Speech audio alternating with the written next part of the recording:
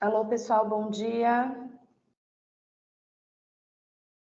Bom, nessa aula que vocês estão assistindo hoje, que seria a aula presencial do dia 16 de novembro, nós vamos falar sobre o último tópico da nossa ementa, que são bens.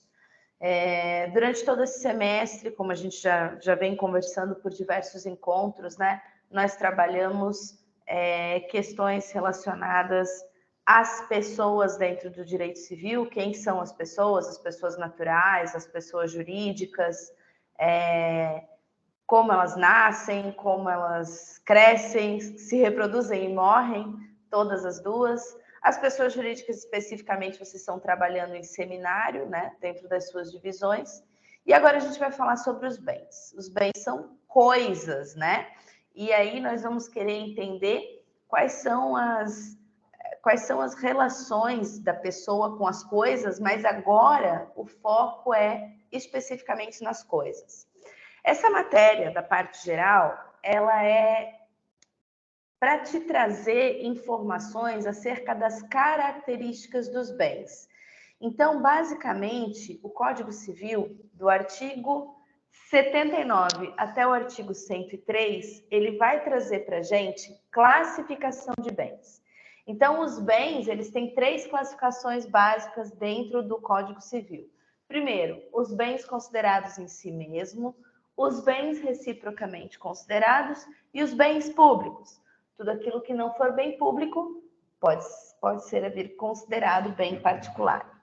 Essa matéria, ela é o início de uma outra disciplina que vocês vão ter lá pela quinta ou sexta fase, quarta ou quinta fase, não me recordo bem, que é o direito das coisas. Existe um livro específico dentro do nosso Código Civil, né, para tratar dos bens, das coisas, de forma detalhada. Então, o direito das coisas ele é muito rico, porque ele vai trazer para a gente questões relacionadas à propriedade, à anticrese, ao usufruto, a penhor, enfim, laje, superfície, direito de vizinhança. Só que antes da gente chegar nesse grau de complexidade das relações de direito das coisas, a gente precisa entender o que são bens, quem são os bens, né? Dentro do direito, quem são considerados bens, como eles funcionam. Então, vamos lá. A nossa primeira classificação, ela vai tratar dos bens considerados em si mesmos. Então, na verdade, não se está analisando aqui a relação do bem em relação a outras pessoas ou a outros bens, porque aqui a gente vai tratar da individualidade do próprio bem. Então, nós vamos estudar aqui, por exemplo, quais são os bens móveis, quais são os imóveis, o que são bens fungíveis, o que são bens infungíveis, o que são bens consumíveis, o que são bens inconsumíveis, o que são bens divisíveis ou indivisíveis e, por fim, quais são os bens singulares e quais são os bens coletivos. Então, a partir dessa classificação, e vocês podem acompanhar pela leitura do código, até inclusive aqui ó, na página do lado, o código está aberto, né?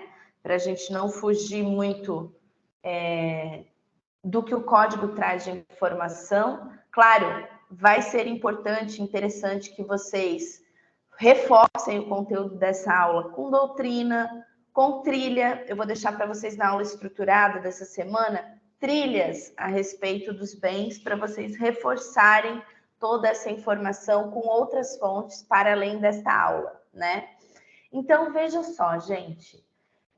A gente começa falando lá no artigo 79, dentro do Código Civil, obviamente, sobre os bens imóveis. E já de início, eu quero falar para vocês que existe um conceito do que é bem imóvel, mas existe também uma ficção jurídica.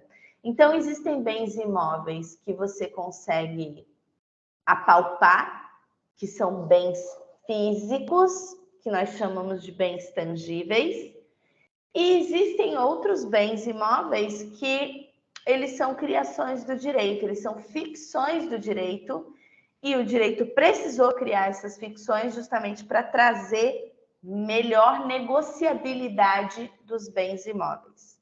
Mas vamos lá, professora, afinal de contas, o que são esses tais bens imóveis? Então, olha o que diz 79.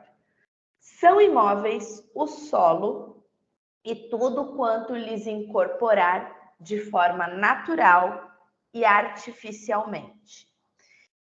Então, já nesse primeiro ponto, eu preciso fazer um esclarecimento para vocês em relação a duas palavras dentro dessa disposição do artigo 79. Então, veja só, o direito considera como sendo bem imóvel tudo aquilo que se agrega ao solo, ou seja, tudo aquilo que está colado no solo. E isso pode se dar de forma natural ou pode se dar de forma artificial. Natural são as plantações, as árvores, né? Os rios.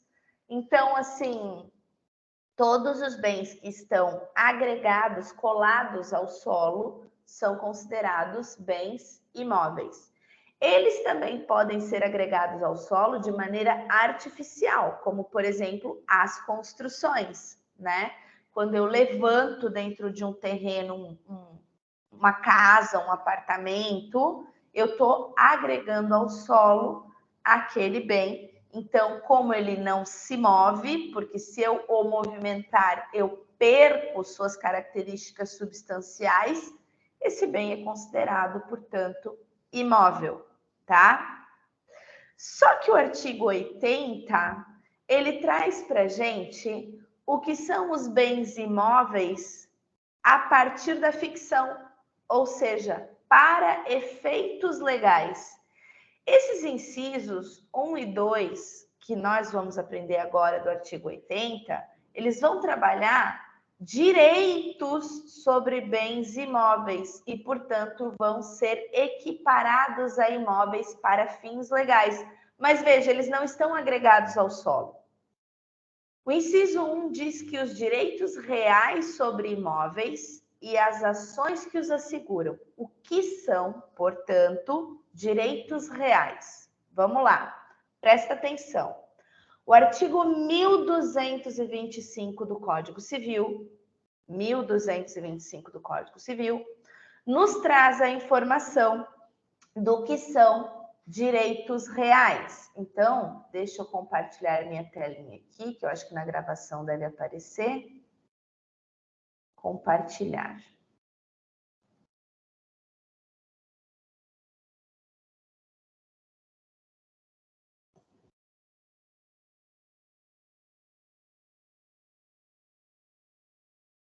Muito bem, estou compartilhando com vocês aqui agora a telinha do meu Código Civil.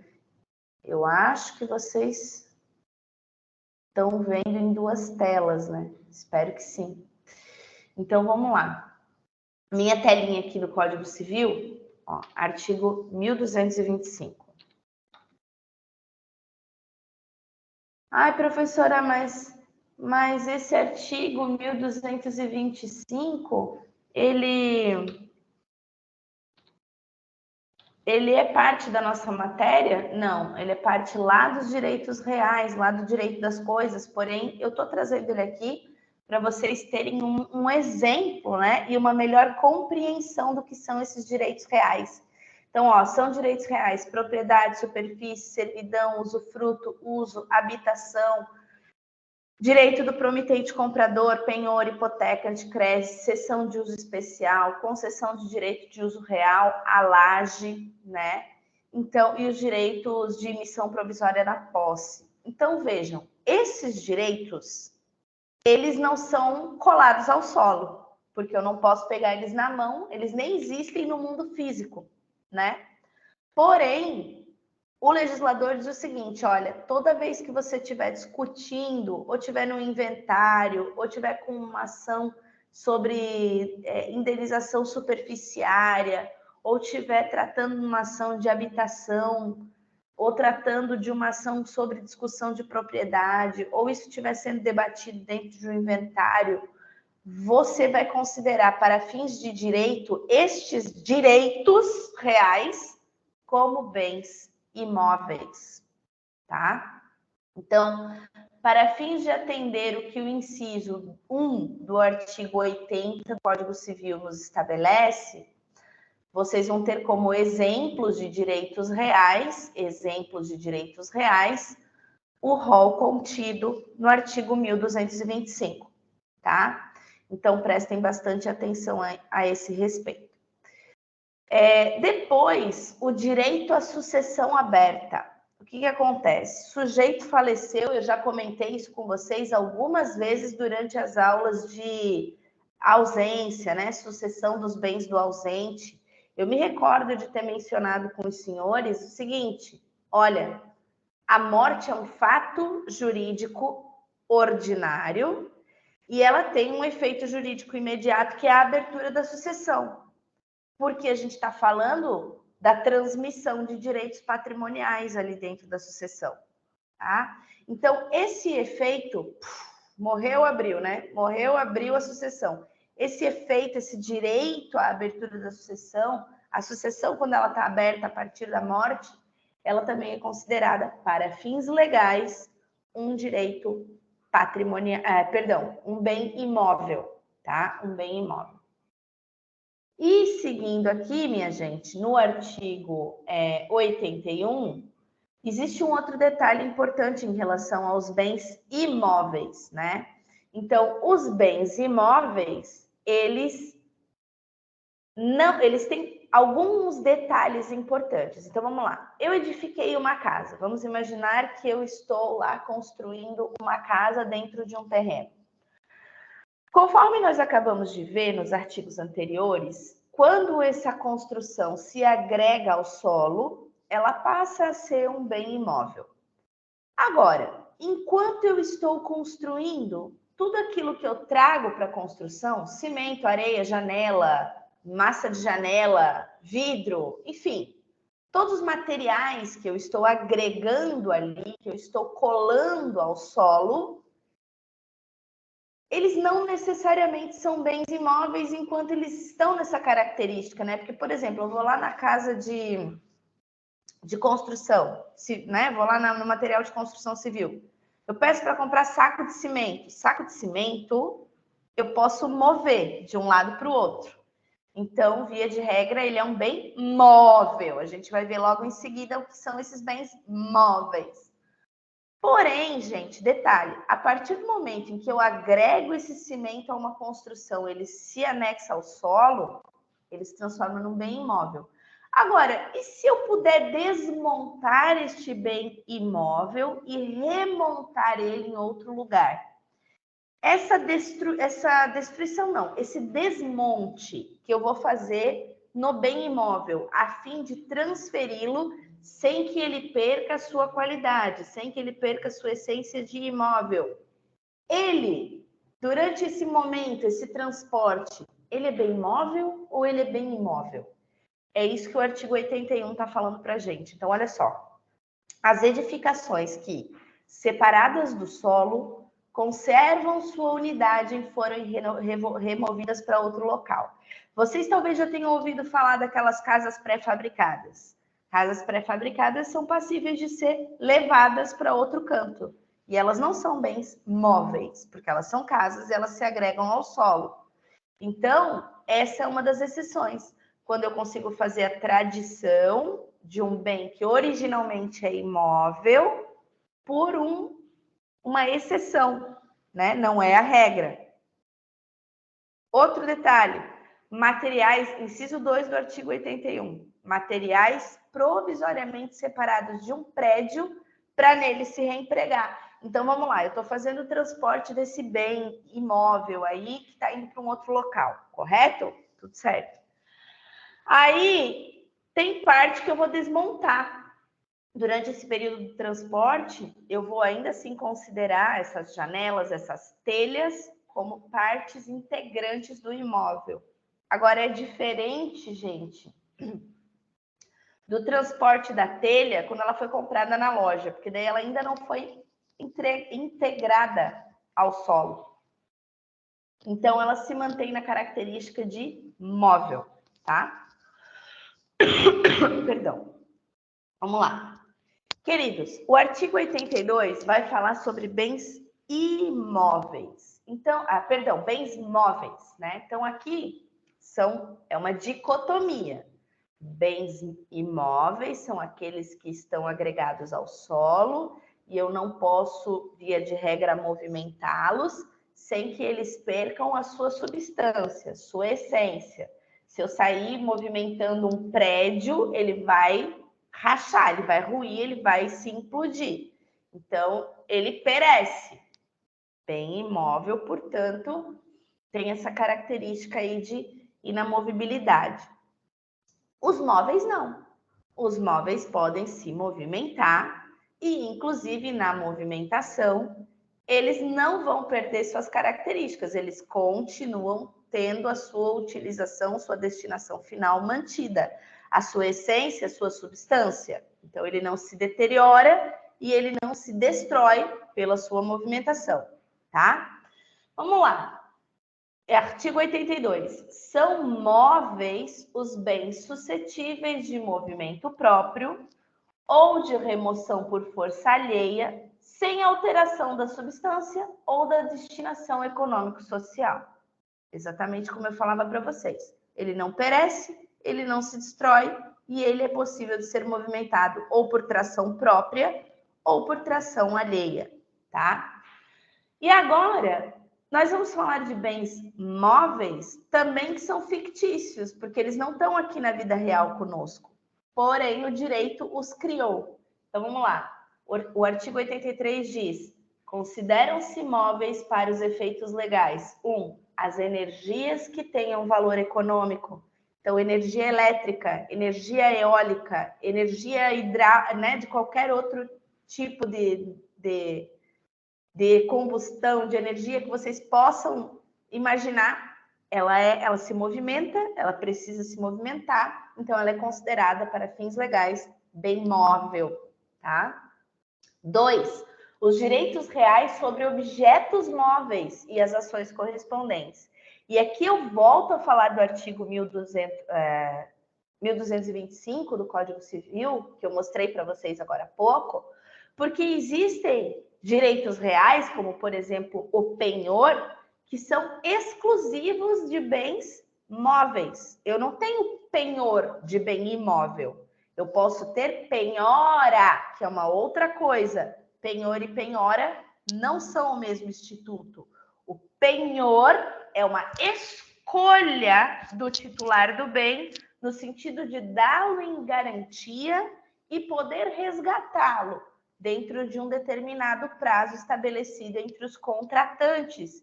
E esses contratantes são credor pignoratício e devedor pignoratício. Porém, isso é só um exemplo. O que eu quero trazer de importante para vocês é que esse direito real estabelecido entre as partes do penhor, por exemplo, né? A relação de débito e crédito a partir da entrega de um bem móvel como garantia, transformando isso num direito real de penhor. O penhor, ele é um direito real e ele é considerado um bem móvel para fins legais, tá? Outro item que também compõe o rol de móveis para efeitos legais é o do inciso 3, né? Os direitos pessoais de caráter patrimonial e as respectivas ações. Então, direitos pessoais de caráter patrimonial. Eu consigo pensar na minha imagem. Por exemplo, se eu sou alguém que trabalha com imagem, eu sou modelo, eu sou professora, eu estou aqui gravando uma aula e eu estou cedendo gratuitamente, inclusive, né? Porque o meu contrato, via de regra, não contempla a aula online, mas a gente sabe que aqui, no caso, é diferente. Mas, assim, estou cedendo a minha imagem. Então, essa cessão de imagem, ela é um direito real, porque ela é propriedade intelectual, né? Ela é propriedade intelectual não. ela é propriedade de imagem, de um direito de caráter patrimonial meu. Então, eu posso fazer essa cessão e esse direito é um bem, é considerado um bem móvel para fins legais, tá?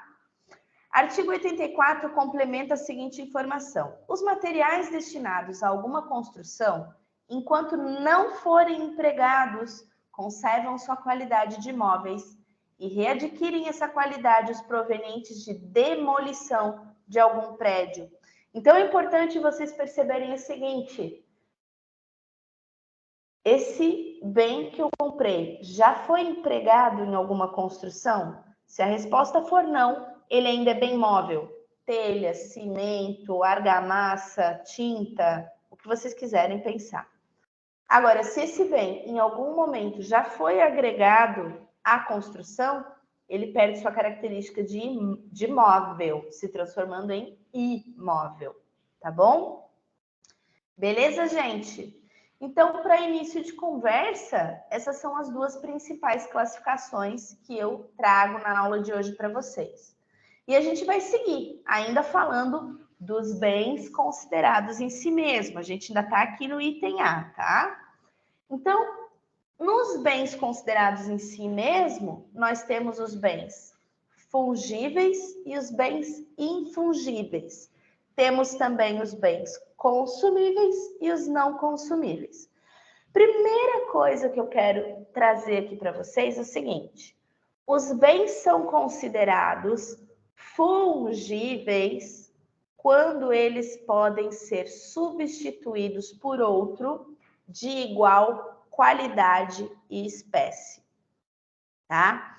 Então, por exemplo, se eu te empresto uma maçã para você fazer uma torta de maçã, não tem aquela vizinha que bate na tua casa para pedir emprestado açúcar, porque depois ela vai te devolver o açúcar?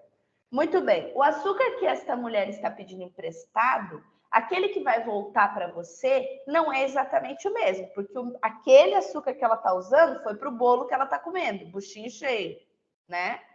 Agora, ela vai te dar, vai comprar o açúcar, vai pegar a quantidade de outro açúcar, mas também branco, também nas mesmas características e quantidade, e vai te devolver, tá? Então, gente, vamos lá. Quando eu conseguir devolver para a pessoa ou substituir o bem nas mesmas quantidades e condições e características e qualidades, sem que isso signifique um prejuízo para a pessoa, eu estou falando de bem fungível. Ele é fungível porque ele é substituível. Substituível pelo quê? Por outro de igual qualidade e quantidade, certo?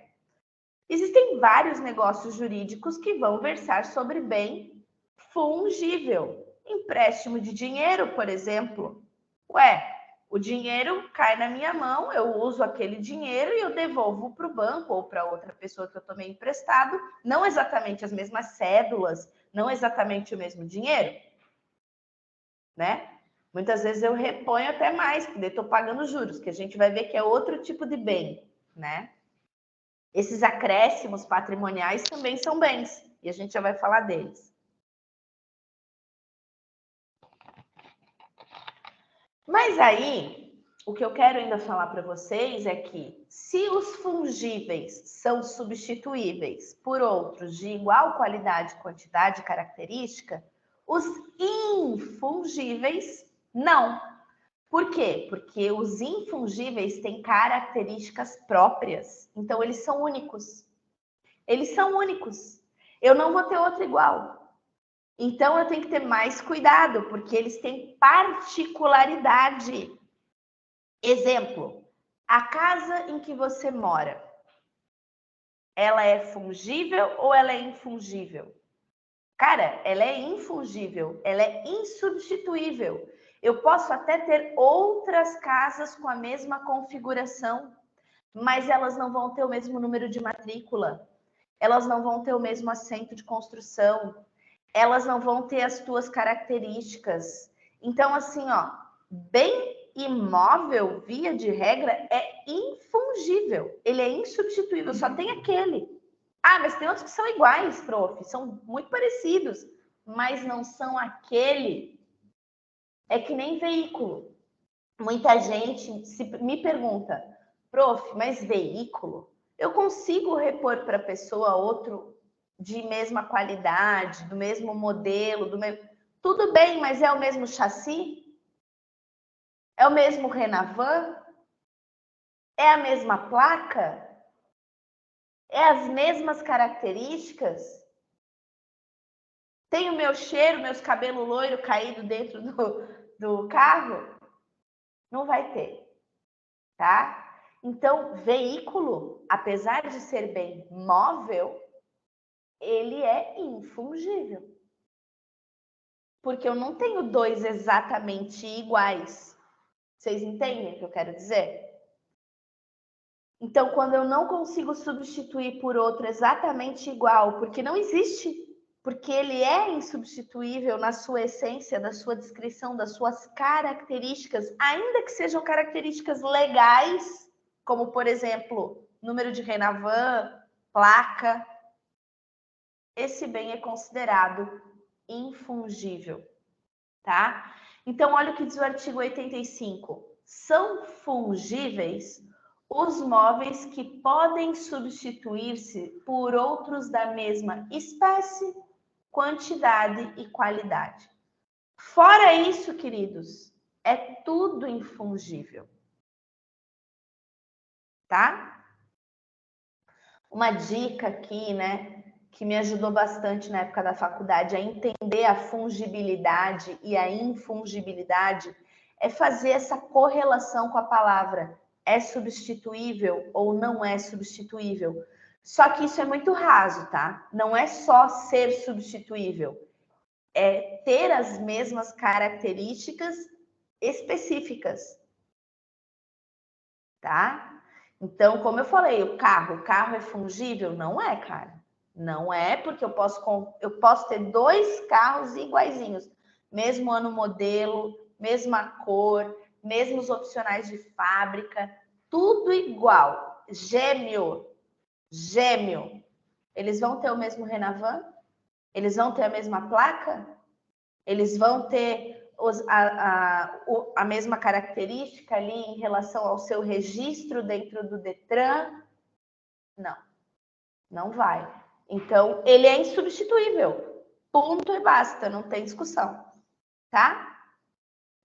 Depois a gente vai falar sobre bens consumíveis e bens não consumíveis ou inconsumíveis. Então, vamos lá. A palavra consumo aqui, ela não está falando necessariamente daquela classificação do Código de Defesa do Consumidor.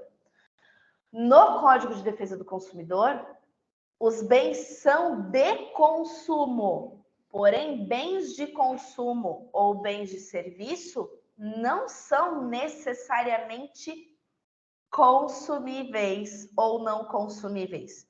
Lá, nós vamos utilizar a nomenclatura duráveis ou não duráveis. É um pouco diferente do que a gente vai tratar agora. Porque agora, nessa parte geral do direito civil, nos importa o seguinte: eu, ao ver esse bem, ao ter este bem, ao ser proprietário deste bem ou possuidor deste bem, eu preciso que ele se destrua imediatamente para que eu possa me beneficiar dos resultados disso? Isso é um bem consumível.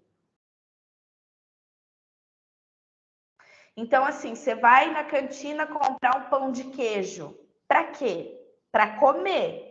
Então, aquele bem, ele nasce para ser destruído.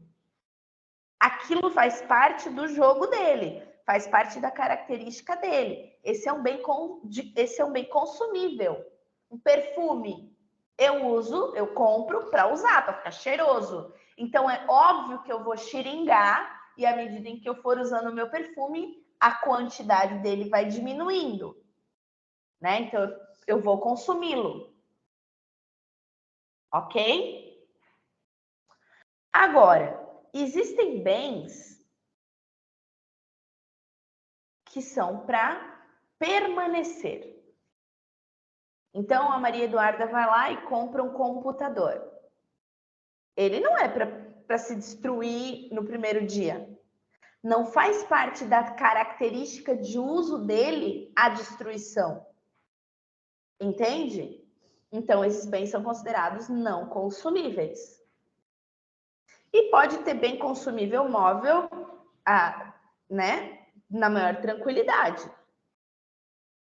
Bem consumível imóvel é difícil, né? Não vai ter. O que pode ter são os frutos destes bens, né? Mas aí são outras características que a gente vai ver um pouco mais para frente. Tá? Então, presta atenção. Olha o que diz o artigo 86. São consumíveis os bens móveis cujo uso importa destruição imediata da própria substância, sendo também considerados tais os destinados à alienação. Então, gente, eu vou comprar pão, eu vou comprar leite, eu vou comprar pão de queijo, eu vou comprar... Cara, para comer. Ele é para ser destruído. Então, essa é a finalidade dele. Por isso, ele é chamado de consumível. Tá? Muito bem. Na próxima classificação que a gente vai ter aqui dentro dos bens considerados em si mesmos, né? A subclassificação, melhor dizendo, nós vamos analisar o que são bens divisíveis e o que são bens indivisíveis, tá? E em relação à divisibilidade dos bens, eu quero chamar a atenção porque ela se subdivide em algumas categorias, 3, para ser mais sincera, para ser mais direta. Então, os bens, eles podem ser divisíveis ou indivisíveis, e quando eles forem indivisíveis, isso pode acontecer ou pela própria natureza do bem, anota porque isso é importante. Quando os bens forem indivisíveis, isso pode acontecer, 1, pela própria natureza do bem, 2, por força de lei, tá? Então, existe uma legislação que não permite a divisibilidade daquele bem. Ou 3, por vontade das partes. As partes podem estabelecer juridicamente que aquele bem é indivisível, mesmo ele podendo ser divisível. Quer ver os exemplos? Eu vou dar os exemplos e vocês vão entender o que eu tô falando, tá? Olha só, vamos imaginar que eu tenho um terreno de 250 metros quadrados, certo? Tá. Posso dividir esse bem em 2 de 125? Fisicamente, isso é possível? É possível, tá? Então, vamos lá. A divisibilidade é tranquila nesse caso, porque são terrenos, eu diminuo o espaço, mas continuam sendo terrenos. Então, tá. Fisicamente, eu posso dividir. Será que legalmente eu posso dividir?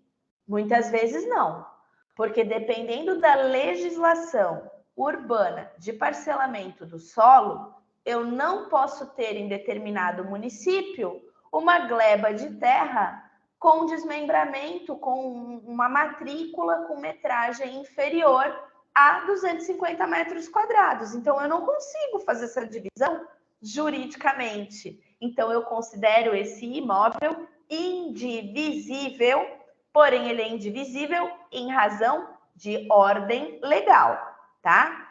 E por fim, eu posso ter a indivisibilidade voluntária, ou seja, as partes definem que aquele imóvel, perdão, as partes definem que aquele imóvel não será divisível, mesmo a legislação permitindo, ou eventualmente a natureza dele, física, permita, mas as partes não querem. Então, assim, eu não vou dividir esse bem, eu não vou... e aqui eu estabeleço uma cláusula de indivisibilidade.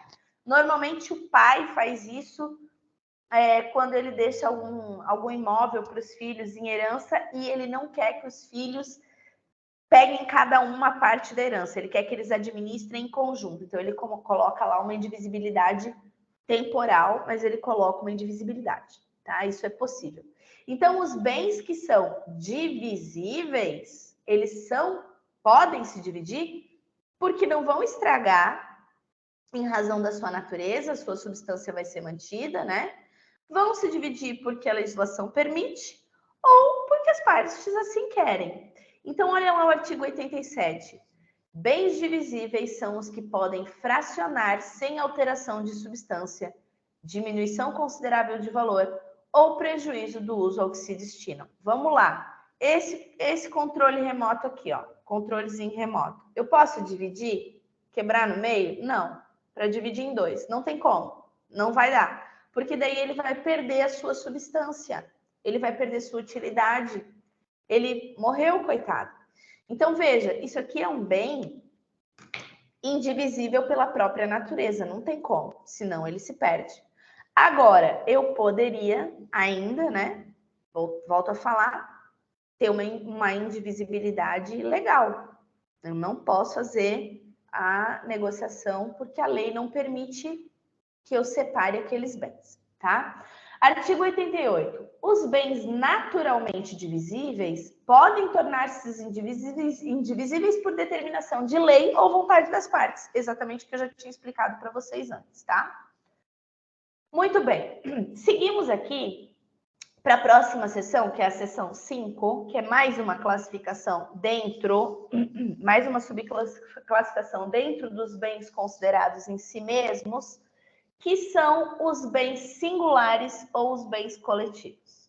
Gente, os bens singulares, eles têm em si já todas as suas características para atender a finalidade a que eles se destinam, eles não precisam de mais nada, tá? Então, eles podem ser negociados, vendidos, comprados e pode existir propriedade deles sozinho, não tem problema nenhum, tá?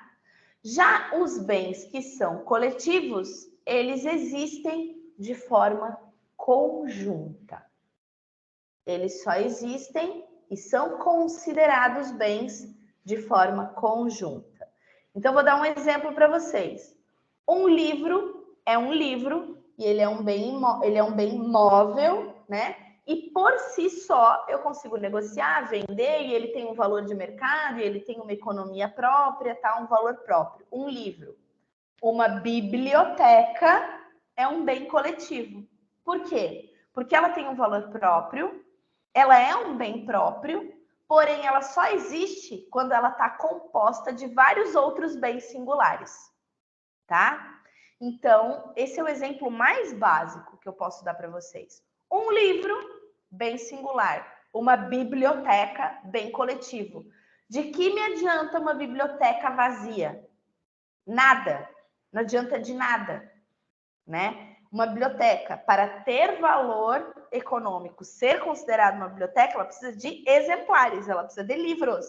Então, o bem coletivo, ele só vai ter sua valorização a partir do momento em que ele está preenchido de um monte de benzinho singular lá dentro que compõe o todo, tá bom? Então, vamos lá. O artigo 89. São singulares os bens que, embora reunidos, se consideram de per si independente dos demais. Então, vamos lá. Eu pego aqui meus livros, aí tem o livro de direito empresarial, o livro de direito civil, o livro de direito penal. Cada um deles é um livro específico que tem um valor próprio. Mas quando eu junto eles e começo a expor na minha estante, ele começa a compor a minha biblioteca, tá? Artigo 90. Constitui universalidade de fato a pluralidade de bens singulares que, pertinentes à mesma pessoa, tenham distinção unitária, né? Então, universalidade de fato é os livros da Maria Eduarda, que não tem uma biblioteca como a universidade tem, por exemplo, né? Então, eu tenho um conjunto de livros. Pensa lá no combo do Harry Potter. Você pode comprar um ou você pode comprar o combo, né? Parágrafo único. Os bens que formam essa universalidade podem ser objeto de relações jurídicas próprias. São bens coletivos. né? E o artigo 91 constitui universalidade de direito o complexo de relações jurídicas de uma pessoa dotadas de valor econômico. Complexo de relações jurídicas. Então, vamos. Se eu sou titular de vários direitos, de vários bens, eu tenho uma universalidade de direitos, tá? Por exemplo, quando abro inventário, lá dentro eu tenho a sucessão aberta e aquele espólio, ele vai estar contido. Eu preciso de água. Ele vai estar contido de vários bens de muitas naturezas, né? Bens móveis, bens imóveis, direitos de crédito que são tangíveis ou não tangíveis. Então, essa coletividade de bens ali, ela é essa universalidade de direito e não de fato. Ter universalidade de direito é, exemplo clássico, dentro do inventário. Ali eu tenho universalidade de direitos. Ter universalidade ou pluralidade de fato. O combo dos livros do Harry Potter ou a biblioteca, tá? Então, só para vocês terem uma ideia. Eu vou dar uma pausa de 1 minutinho só para eu pegar água, porque eu tô rouca já. E já volto.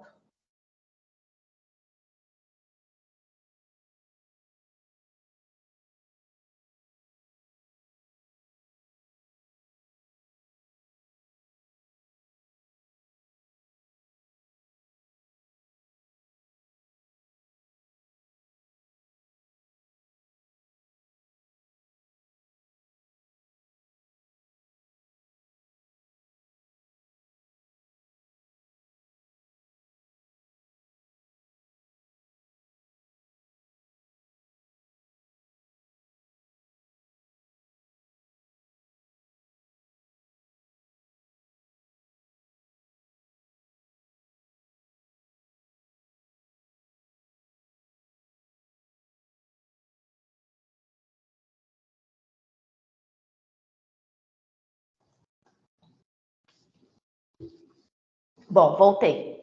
Então, galera, vamos à nossa próxima classificação, né? A gente finalizou agora os bens singulares e os bens coletivos. Todas essas que eu estava falando até agora estão dentro dos bens considerados em si mesmo. Então, aqui o legislador está fazendo uma análise do bem em si, ele por ele, não ele em relação a outro. Agora, no próximo capítulo, que é o capítulo 2, a gente começa a falar dos bens reciprocamente considerados. Então, vamos lá. Assim como as pessoas têm relações entre si, né? O pai que é filho, que é neto, que é avô, que tem sucessão, e daí um que vende, compra, faz contrato com o outro. Assim como a gente tem essas ligações, os bens também podem ter eles em relação a eles, tá? Então, aqui a gente vai falar sobre o seguinte: o que é um bem principal, o que é um bem acessório, tá? Então, primeira coisa que a gente tem que entender aqui é tanto a classificação do bem principal quanto a dos bens acessórios, elas vão poder acontecer tanto nos bens móveis, quanto nos bens imóveis, tanto nos bens coletivos, quanto nos bens singulares, nos consumíveis e nos não consumíveis, tá? Porque aqui a gente entra num outro momento, numa outra classificação. Elas podem se aglutinar, elas podem se somar, tá? Então, vamos lá. O que é um bem chamado de principal? O artigo 92 diz assim, ó. Principal é o bem que existe sobre si, abstrata ou concretamente. Acessório é aquele cuja existência supõe a do principal. Então, vamos lá. Um veículo, um carro, é um bem principal, porque ele nasceu para me locomover, nasceu para me levar de um lado para o outro, tá? Ele é composto de vários itenzinhos, vários bens móveis, que eram as peças e tudo mais, e a partir de toda a sua constituição, a gente cria um novo bem, que no caso é o automóvel. Beleza.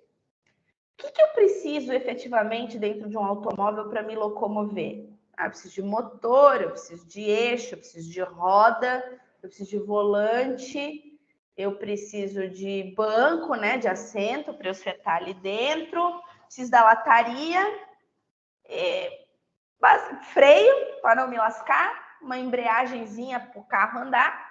E é isso aí, professora, é o que eu preciso para o carro andar. Então, o carro, per si, ele sozinho, ele é um bem que a gente vai considerar como sendo principal, tá?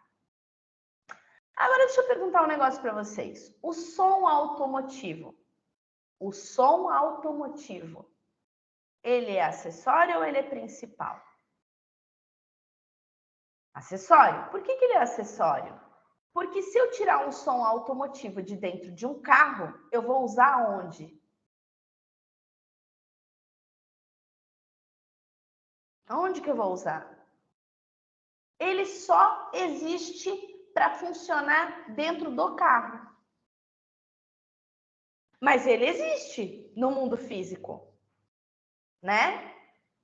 Porém, ele não tem razão de ser se ele não tiver dentro do carro.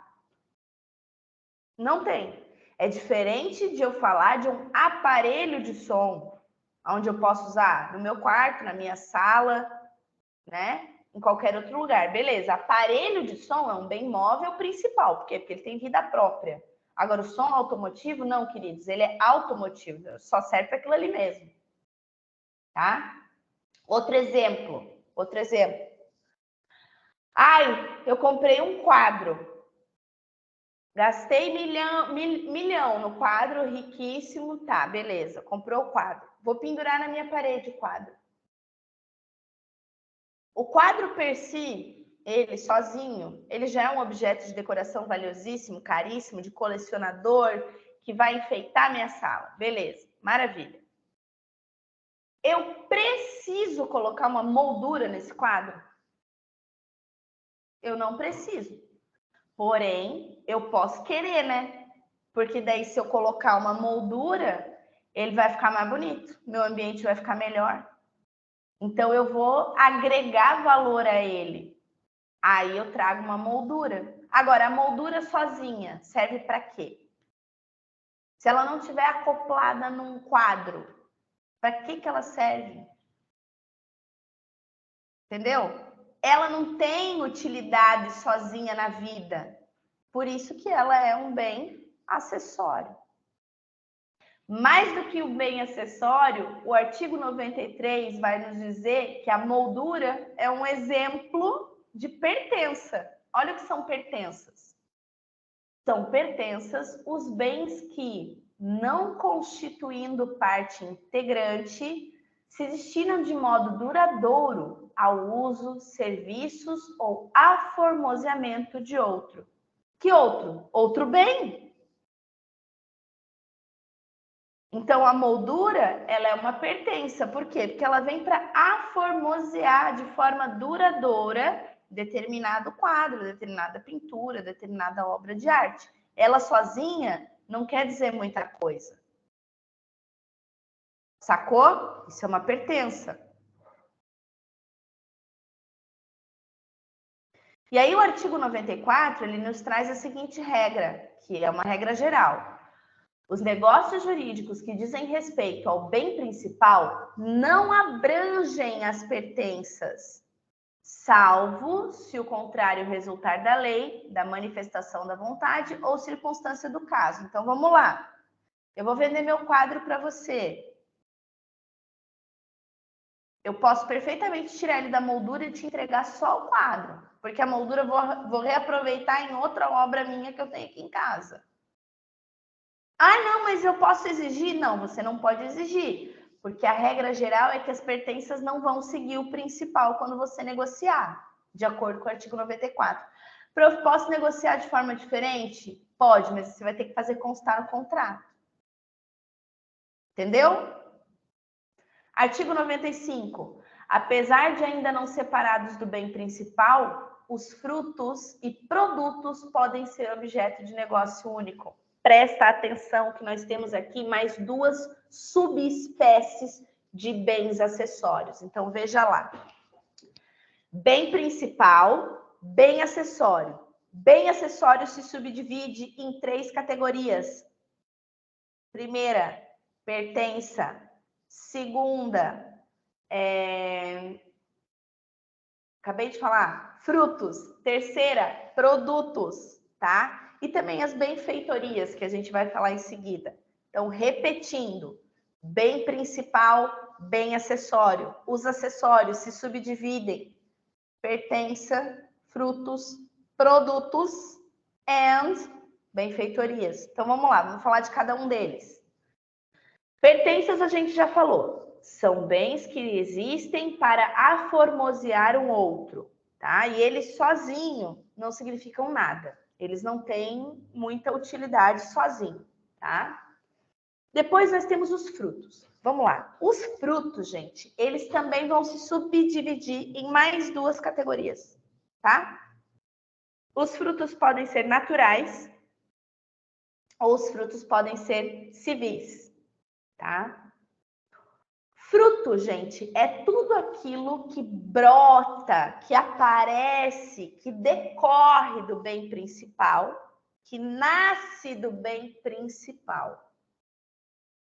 De maneira que o homem não tenha que ter efetivamente metido a mão, feito uma participação específica, tá?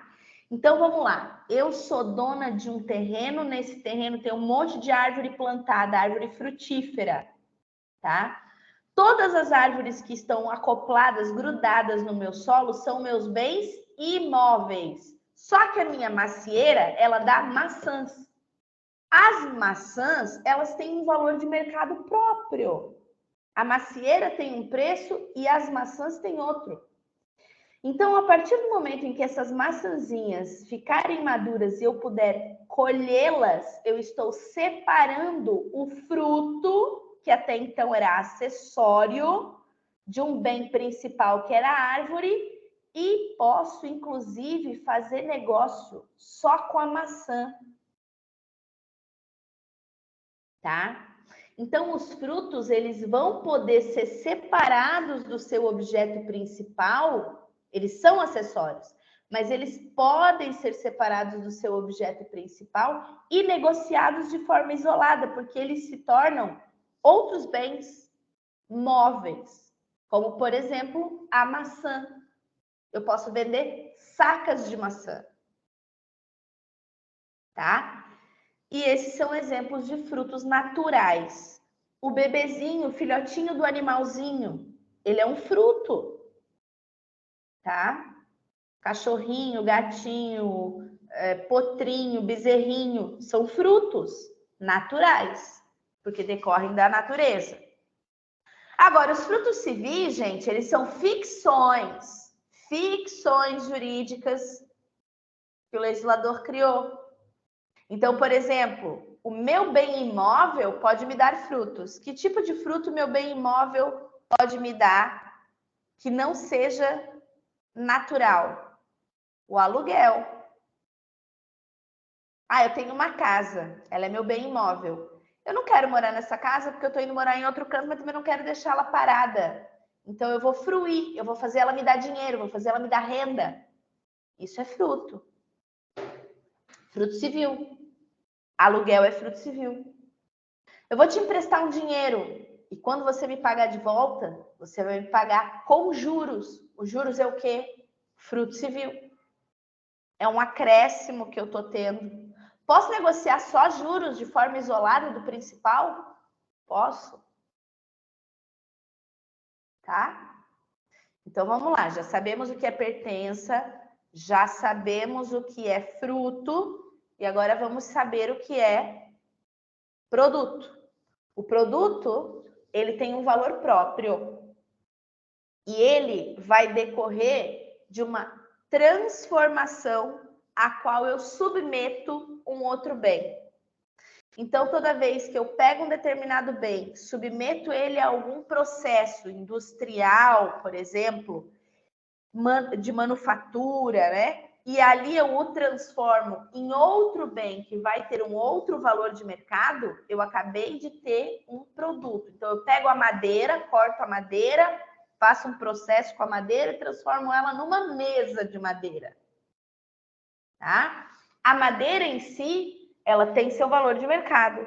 A madeira em si, ela é um bem, ela vem da árvore, né? Mas a partir do momento que eu a transformo nessa, né, submeto ela a esse processo industrial e a transformo num outro bem, ela é considerada um produto, tá bom?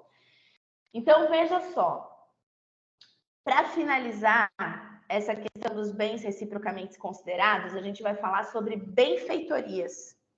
Benfeitorias são formas de eu trazer acréscimo aos meus bens, só que existem 3 formas de eu fazer esse acréscimo. Eu posso fazer um acréscimo necessário para que eu mantenha a integridade desse bem e ele não pereça.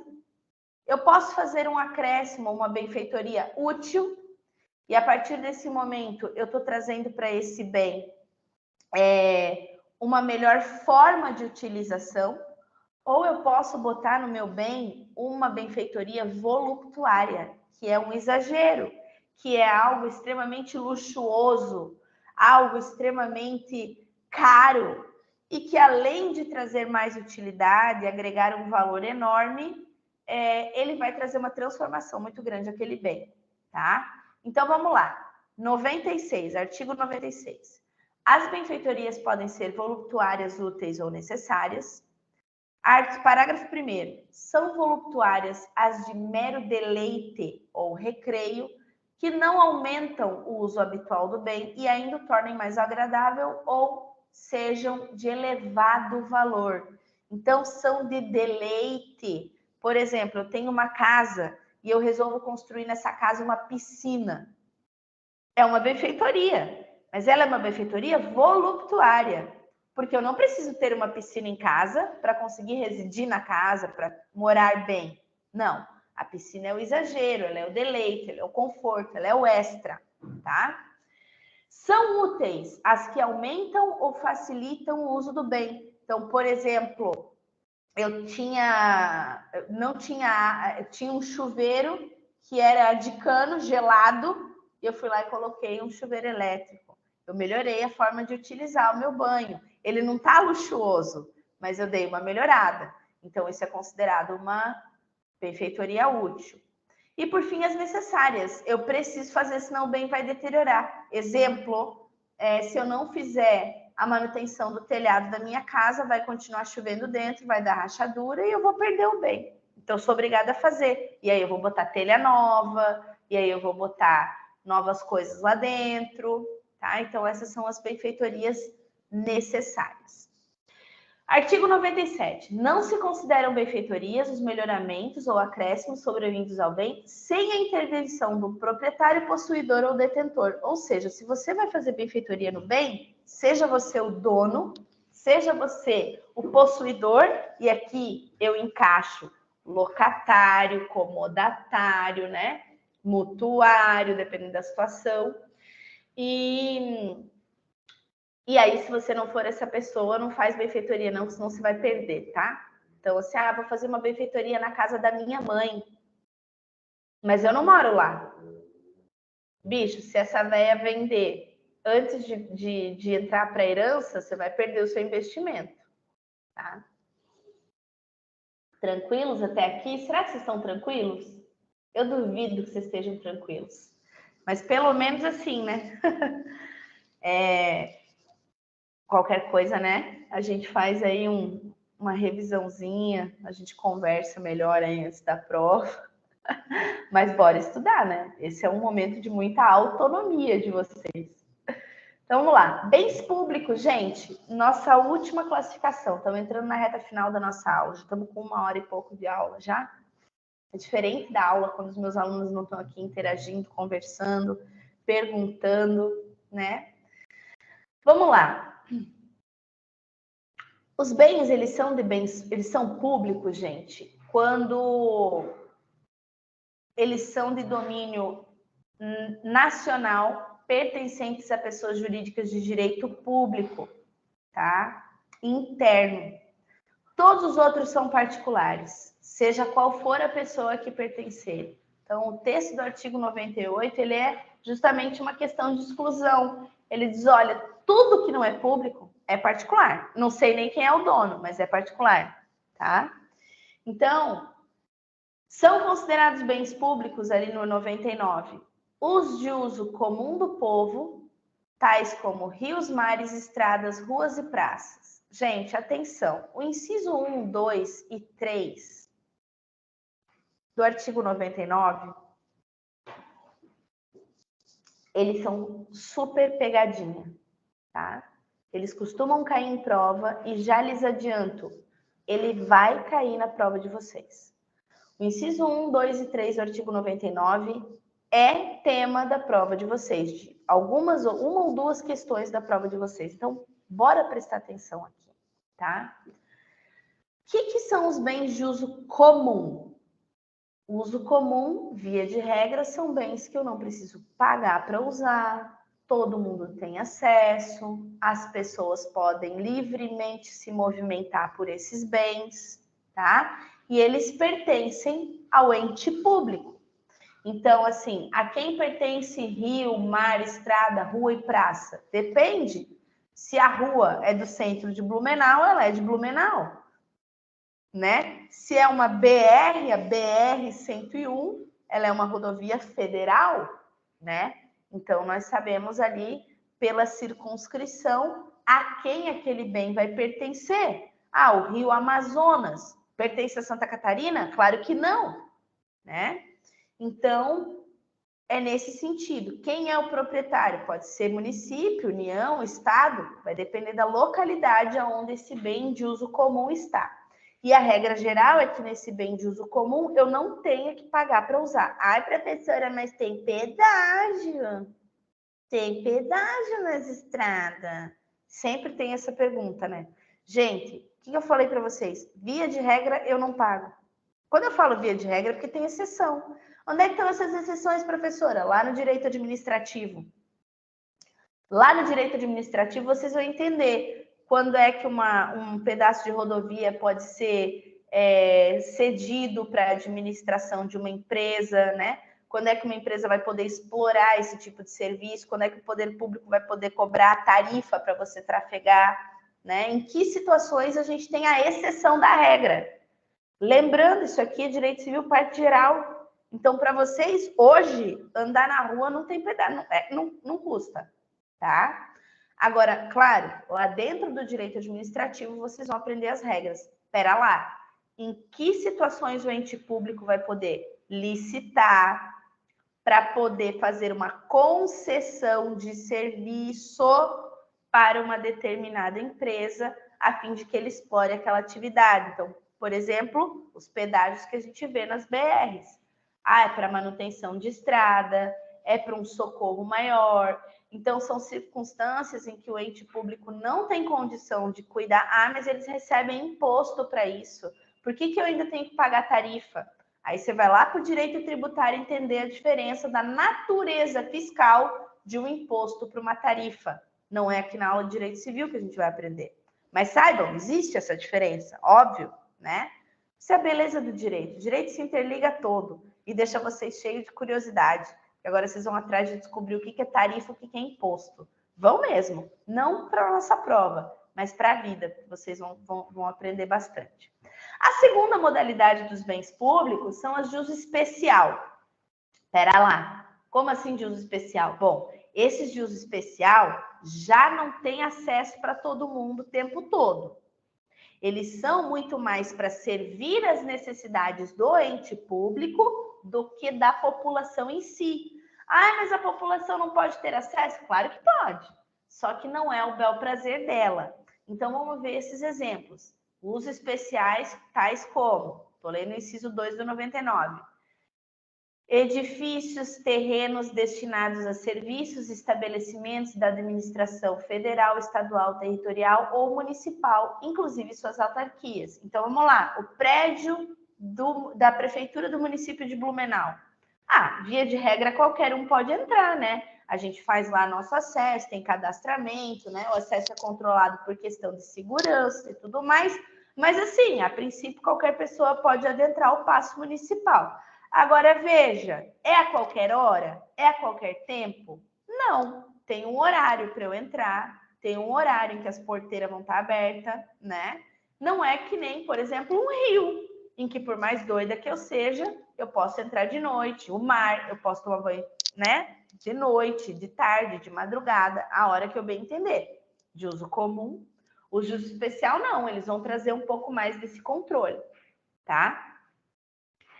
E aí, minha gente, existe o terceiro inciso, que é bem importante, que são os bens chamados dominicais. Olha só, os bens dominicais, eles constituem o patrimônio das pessoas jurídicas de direito público, como objeto de direito pessoal real de cada uma dessas entidades. Então, por exemplo, assim, o dinheiro, os investimentos, o que compõe, o espólio que compõe lá o maquinário para fazer funcionar, os computadores, eles são bens dominicais, porque eles constituem a totalidade do patrimônio do ente público, tá? Esses bens, eles têm uma característica bem interessante, porque eles podem sofrer o que a gente vai chamar lá no direito administrativo de desafetação. Um bem público, ele pode sofrer desafetação quando, assim, falando bem a grosso modo, né? Quando ele já não interessa mais para o ente público a sua manutenção e a sua propriedade. Então, ele é desafetado. E ao ser desafetado, ele pode eventualmente se tornar bem particular, tá? Professora, como é que faz desafetação? Por um processo legislativo, né? Ou por um ato do executivo. Então, gente, esses bens dominicais, eles podem passar por esse processo de desafetação. Parágrafo único. Não dispondo a lei em contrário, consideram-se dominicais os bens pertencentes às pessoas jurídicas de direito público a que se tenha dado estrutura no direito privado. Então, por exemplo, a autopista que está lá explorando as estradas brasileiras, né? A empresa ganhou a licitação, a concessionária de serviço está lá, a gente paga o nosso pedágio quando a gente corre na 101 para cima e para baixo, não? Muito bem. A pergunta é, os bens dessa empresa, como ela está prestando um serviço público e ela está equiparada a um ente público, também são considerados dominicais. Então, também são considerados entes públicos. Eu vou dar um exemplo. Aí passa lá uma licitação de pátio e guincho. Uma empresa ganha a concessão do pátio e guincho de um município, tá? Aí eu vou lá, tive meu carro recolhido e eu tenho que ir lá para pagar as guias, né? Fazer todo o trâmite de soltura. Aqui em Blumenau é o CETEB que faz, mas outras cidades não. Outras cidades são concessionárias, né? E aí eu chego lá e eu desacato a pessoa que está me atendendo, chuto as cadeiras, quebro o patrimônio da empresa. Essa empresa, ela está fazendo às vezes de ente público. Então, eu sou punida e eu vou ter que indenizar como se eu estivesse depredando patrimônio público, tá? Então, esses bens são considerados dominicais, tá? Artigo 100. Os bens públicos de uso comum do povo e os de uso especial são inalienáveis, ou seja, eles não podem ser vendidos, eles não podem ser gravados. Eu não posso botar uma hipoteca numa rua, numa praça, tá? O ente público não pode fazer isso, ele não pode vender uma praça, não pode, tá? enquanto conservarem sua qualificação na forma que a lei determinar. Aí aqui, o legislador, como ele está dentro do direito civil e ele não pode se meter muito no direito administrativo, ele dá essa brecha de abertura. Ele diz assim, olha, via de regra, eu não posso vender bem público, mas veja bem, se lá no direito administrativo a galera entender que tem que criar uma lei para fazer a venda de um determinado bem, lá vai poder. Tá? Então, aprendam a separar o que é regra geral do que é exceção ou regra especial, né? Óbvio que isso aqui é matéria de direito administrativo, bem público. Lógico que é. Então, claro que a especialidade da lei, da legislação, da regra do direito administrativo vai se sobrepor a essas meras linhas trazidas aqui pelo legislador do direito civil, né, gente? Por quê? Porque o interesse da ordem pública vai sempre se sobrepor ao interesse do privado. Isso aqui é só uma base, beleza? Seguimos aqui para o artigo 101. Os bens públicos dominicais, não os de uso comum, nem os de uso especial, porém os dominicais, podem ser alienados, também observando a exigência de lei. Porque o legislador do administrativo também vai ter que dizer como que ele vai fazer para alienar aquele bem dominical. Veja, o bem público não é a casa da mãe Joana, né? Então, existe a necessidade de previsão legislativa para fazer alienação, para fazer aquisição, não é de qualquer jeito, tá? E o 102 é extremamente importante, vocês não podem esquecer, os bens públicos não estão sujeitos a uso capião. Então, vou contar um caos aqui para vocês. O sujeito entrou com a ação, ele tinha um carrinho de cachorro-quente numa cidade que era interior aqui de Santa Catarina. E por mais de 20 anos, ele tinha o carrinho de cachorro-quente dele naquela praça daquela determinada cidade interiorana. E aí, um belo dia, ele se arrenegou, encontrou um advogado mais maluco do que ele, e ele resolveu entrar com uma ação de uso capião daquele pedacinho da praça, porque ele dizia que aquele terreno era dele, tendo em vista que ele estava há mais de 20 anos explorando a atividade dele lá, sem nenhuma oposição do município.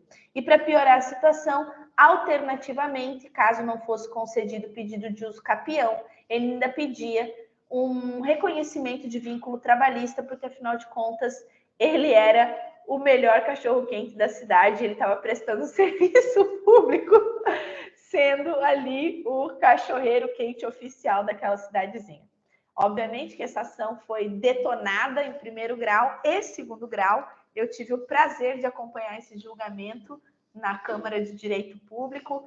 Os desembargadores não se acreditavam no que estavam vendo, porque realmente um pedido absurdo, qualquer dos dois pedidos era absurdo, mas jamais, mesmo que o ente público te permita ficar lá, que não te tire de lá, jamais aquele bem vai ser seu. Né? Senão o mendigo está morando embaixo da ponte há 50 anos, ele acha que ele é dono da ponte? Não existe isso, tá? E para finalizar, gente, o artigo 103 diz o seguinte: o uso comum dos bens públicos pode ser gratuito ou retribuído, conforme for estabelecido legalmente pela entidade cuja administração pertencerem. E aqui já encaixou a possibilidade da cobrança de pedágio, por exemplo, de entrada de ingresso em museu, quando é municipal, quando é de fundação municipal. Entenderam? Então, já está esclarecido aqui. Galera, olha, super corrido para conseguir dar essa aula para vocês em 1h20, tá? Esse é o último tema, como eu falei para vocês, da nossa ementa. Eu vou encher a aula estruturada de outros materiais de apoio. Tratem de estudar, porque vai cair na prova. E se vocês tiverem dúvidas, vocês vão ter a liberdade de me mandar e-mail me perguntando antes da prova, porque já que a gente teve que fazer essa parte da aula aqui online, eu estou dando essa canja aí para vocês, caso queiram, né? Depois de assistir a aula, fiquei com dúvida, voltei no vídeo, ainda assim eu não entendi, manda um e-mail que eu respondo. Tá bom, gente? Beijo, bom feriado para vocês.